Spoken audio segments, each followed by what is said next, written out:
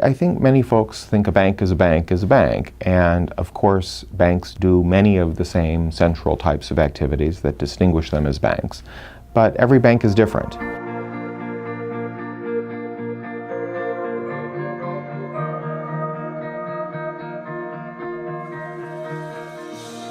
Many of our smaller charters are located in more rural parts of our state, so where ag banking is an important part of their economy. But many of our community banks are in our more rural and suburban areas as well. So we have great diversity in terms of the types of banks that we regulate, and that diversity spans the entire length and breadth of the state of Illinois. Chicago, for example, is a city of neighborhoods. So to be in and know one neighborhood in Chicago is to know one neighborhood in Chicago. And we have many institutions that are really focused on knowing their communities and knowing what the residents of those communities need. So even though it's a large metropolis, banking is still relationship oriented even in those large areas. But we've got diversity throughout the state. We have a small community in central Illinois that is perhaps most well known now for a large meatpacking factory that is located there.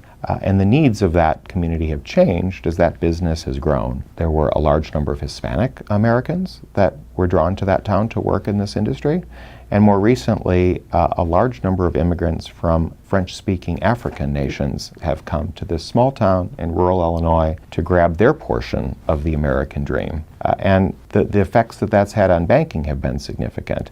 A small local bank has had to hire a French-speaking employee to help their new customers better navigate the financial system. We have banks that specialize in understanding what the Amish community needs relative to banking services. We have banks that specialize in Islamic lending because that's what's needed for their particular communities. And I don't think a large institution can possibly do that. It's really not what they're designed to do, but it is exactly what community banking is designed to do.